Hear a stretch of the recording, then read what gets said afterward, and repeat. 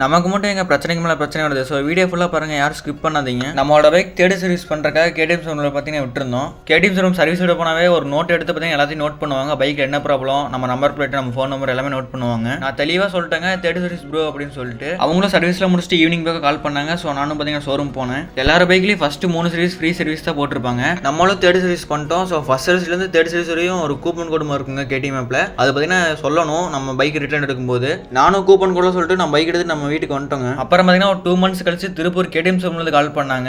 ஏன் ஒன்றும் third service பண்ணாமல் இருக்கீங்கன்னு சொல்லிட்டு. எனக்குலாம் சரியான சாக்குங்க. என்னடா நம்ம சர்வீஸ் பண்ணி 2 month ஆகுது இப்போ கால் பண்ணுறாங்களே அப்படின்னு சொல்லிட்டு ஷாக் ஆகிட்டேங்க.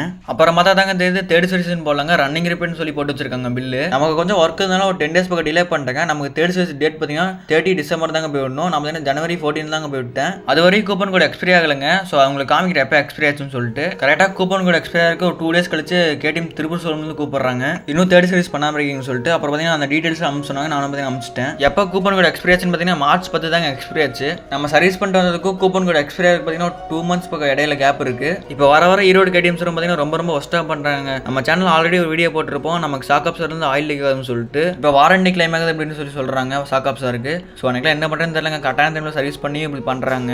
பைக் பார்த்தீங்கன்னா ஓட்டே முடியலங்க, வண்டி அவ்வளோ ஜம்ப் ஆகுது. நான் ஆல்ரெடி அவங்களுக்கு கூப்பிட்டு சொல்லியே பார்த்தேன் ஈரோடு ஷோரூம்லேருந்து.